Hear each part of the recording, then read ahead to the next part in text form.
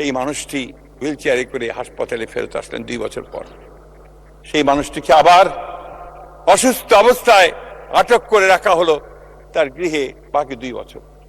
আমরা বারবার চেষ্টা করেছি, আমাদের উকিল সাহেবরা চেষ্টা করেছেন জামিনে তাকে মুক্ত করার জন্য। আমরা বারবার চেষ্টা করেছি বিভিন্নভাবে যে দেশনেত্রীকে কিভাবে চিকিৎসার জন্য বাইরে পাঠানো যায়। সেই ফ্যাসিস্ট হাসিনা সেটাও আমাদেরকে করতে দেননি। মাননীয় স্পিকার, আমি এই জন্য কথাগুলো বারবার করে মনে করে দিতে চাই যে অনেকে খাটো করে দেখেন বিএনপির অবদানকে, অনেকে খাটো করে দেখেন বিএনপির নেতৃত্বকে, অনেকে খাটো করে দেখেন জিয়া পরিবারকে, অথচ এই পরিবারের যে অবদান এই দেশে গণতন্ত্রকে প্রতিষ্ঠা করবার জন্য, এই দেশের স্বাধীনতা রক্ষা করবার জন্য, সার্বভৌমত্ব রক্ষা করার জন্য এটা আর কারো আছে বলে আমার জানা নেই। মাননীয় স্পিকার, আমরা একটা কঠিন সময় অতিক্রম করছি। আমরা অনেক ত্যাগ তিতিক্ষার বিনিময়ে, অনেক রক্তপাতের মধ্য দিয়ে আমাদের ছোট ভাই, আমাদের ছেলে আবু সাইদ, ওয়াসিম এবং আরো শত শত ছাত্রের রক্তের বিনিময়ে, আমাদের শ্রমিক কৃষক মজুরদের রক্তের বিনিময়ে, আমাদের ভোলার শাওন, নারায়ণগঞ্জের সমিত, মুন্সিগঞ্জের শাওন, আমাদের এই সমস্ত নেতাকর্মী, সমস্ত নেতাকর্মীদের রক্তের উপরে আমরা আজকে আন্দোলনের পরে, এই নির্বাচনের পরে এই সংসদে দাঁড়িয়ে আছি। মাননীয় স্পিকার, সমগ্র দেশের মানুষ আমাদের দিকে তাকিয়ে আছে, সমগ্র দেশের মানুষ এই নেতার দিকে তাকিয়ে আছে, যিনি বাংলাদেশে এসে প্রথম যে কথাটা সকলের সামনে বলেছিলেন, আই হ্যাভ এ প্ল্যান, আমার একটা পরিকল্পনা আছে। সেই পরিকল্পনা হচ্ছে দেশকে গড়ে তোলবার পরিকল্পনা, সেই পরিকল্পনা হচ্ছে দারিদ্র থেকে মুক্ত হওয়ার পরিকল্পনা, সেই পরিকল্পনা হচ্ছে শিক্ষার পরিকল্পনা, সেই পরিকল্পনা হচ্ছে সকলকে স্বাস্থ্য সেবা দেওয়ার পরিকল্পনা। আজকে সেই কাজগুলো তিনি শুরু করেছেন। মাননীয় স্পিকার, এগুলো নিয়েও অনেকে কটাক্ষ করে, প্রশ্ন তোলে যে এত টাকা পাবে কোথায়। আপনারা তো দেখছেন কাজ শুরু হয়ে গেছে এবং উনি বর্ণনাও করেছেন কিভাবে টাকা আসবে, কোত্থেকে যাবে। আজকে ফ্যামিলি কার্ড দেওয়া শুরু হয়েছে, অর্থাৎ নারীকে ক্ষমতায়িত করবার কাজ শুরু হয়েছে।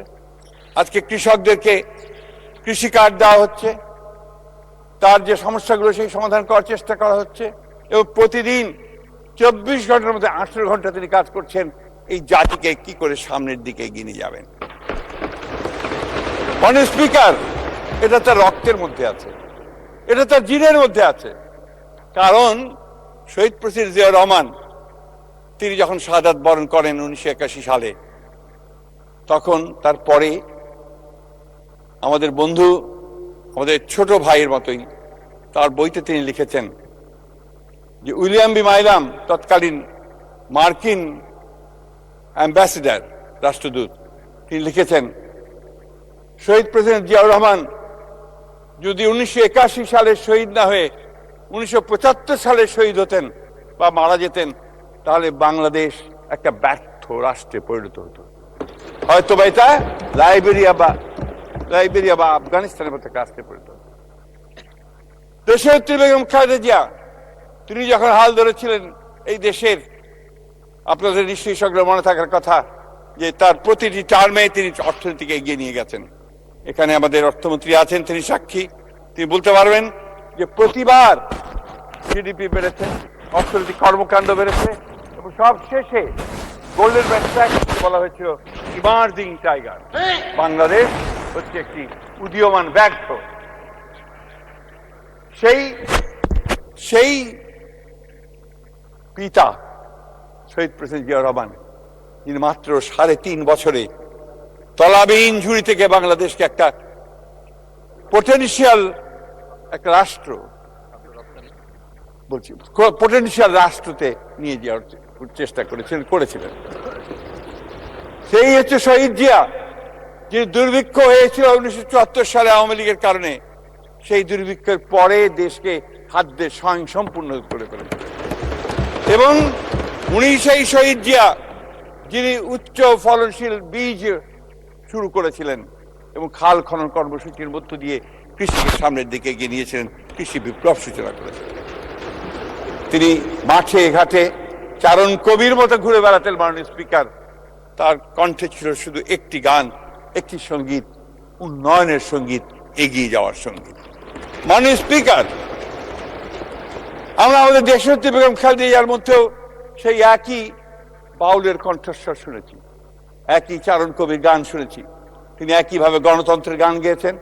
যখন রাষ্ট্র পরিচালনার দায়িত্ব এসছেন নির্বাচনে জিতে, যিনি কোনোদিন কোনো নির্বাচনে পরাজিত হননি, তিনবার প্রধানমন্ত্রী হয়েছেন, তিনিও কি একইভাবে শুধু উন্নয়ন, মানুষের উন্নয়ন, কিভাবে ক্ষমতায়ন হবে নারীদের, কিভাবে আমাদের মেয়েরা লেখাপড়া শিখবে, কিভাবে আমাদের স্বাস্থ্যসেবার উন্নতি হবে, এই কাজগুলো তিনি করে গেছেন মানুষের। মাননীয় স্পিকার, ব্যক্তিগত সুখ, ব্যক্তিগত আরাম আয়েশের কথা কখনো চিন্তা করেন। শহীদ প্রেসিডেন্ট জিয়াউর রহমান যখন শহীদ হলেন, তখন তার পজিশনে পাওয়া গেল একটা ছেঁড়া সুটকেস। এটা নিয়ে ফ্যাসিস্টরা অনেক বিদ্রুপ করে, কিন্তু সেটাই সত্য ছিল মাননীয় স্পিকার। ঠিক একইভাবে দেশনেত্রী বেগম খালেদা জিয়া গৃহহীন অবস্থায় ভাড়া বাড়িতে তিনি থাকতেন, তার কোনো বাড়ি ছিল না মাননীয় স্পিকার। আজকে ঠিক একইভাবে এই তরুণ, এই যুবককে সামনে নিয়ে আমরা এগোচ্ছি। আমরা এগোচ্ছি একটা সম্ভাবনার একটা প্রতীককে সামনে নিয়ে, যাকে আমরা আশা করি, যাকে আমরা মনে করি যে তিনি বাংলাদেশের পরিবর্তন আনতে পারবেন। মাননীয় স্পিকার, আমরা জানি যে এখন অর্থনীতির অবস্থা খুব খারাপ, আমাদের অর্থমন্ত্রী বলেছেন। আমরা জানি যে এখন দেশে শিক্ষা ব্যবস্থা প্রায় ভেঙে চলে গেছে, এর ইনস্টিটিউশন। মাননীয় মন্ত্রী, আপনি সাম আপ করুন। আপনি সাম আপ করুন। Take your time. আমি জানি যে আমাদের এই ভঙ্গুর অর্থনীতি, এই ভেঙে যাওয়া রাষ্ট্র কাঠামো, এই সবগুলোকে মেরামত করে সংস্কারের মধ্যে নিয়ে এসে আবার নতুন করে যাত্রা শুরু করা এটা খুব কঠিন কাজ। আমার বিশ্বাস, আমাদের বিশ্বাস, বাংলাদেশের সকল মানুষের বিশ্বাস, এই নেতা তারেক রহমানের পক্ষে সেটা সম্ভব হবে। শুধু তাই নয় বন্ধুগণ, স্পিকার, আমি একটা ছোট্ট ঘটনা বলি আমার বক্তব্য শেষ করব। সেই বক্তব্যটি হচ্ছে 2002 সালে আমি দেশনেত্রী বেগম খালেদা যখন প্রধানমন্ত্রী, তার সঙ্গে সফরে যাওয়ার আমার সুযোগ হয়েছিল। প্রায় 150 সফর সঙ্গী ছিলাম। প্রচন্ড শীত ছিল। আপনার গ্রেট হলের মধ্যে গার্ড অফ অনার দেওয়া হলো দেশনেত্রী বেগম খালেদা জিয়াকে। তারপর প্রেজেন্টেশন লাইনে আমরা সবাই দাঁড়ালাম। আমার পাশেই ছিলেন আমানুল্লাহ আমান, তার পাশেই ছিলেন আমাদের আজকের প্রধানমন্ত্রী জনাব তারেক রহমান। যখন চীনা প্রধানমন্ত্রীকে সঙ্গে নিয়ে ম্যাডাম প্রত্যেকের সঙ্গে পরিচয় করিয়ে দিয়ে যাচ্ছেন, পরিচয় করাতে করাতে যখন উনার সামনে আসলেন, এসে ম্যাডাম যখন পরিচয় করেন মাই সান তারেক, চীনা প্রধানমন্ত্রী তার দুইটা হাত শক্ত করে তারেক রহমান সাহেবের হাত ধরলেন, ধরে বললেন, carry the flag of your father and mother. মাননীয় স্পিকার, আজকে সেই পতাকা তিনি তুলে ধরেছেন। সেই পতাকা হচ্ছে স্বাধীনতার পতাকা, সেই পতাকা হচ্ছে সার্বভৌমত্বের পতাকা, সেই পতাকা হচ্ছে গণতন্ত্রের পতাকা, উন্নয়নের পতাকা। মাননীয় স্পিকার, আপনাকে অশেষ ধন্যবাদ। মাননীয় স্পিকার, আসসালামু আলাইকুম।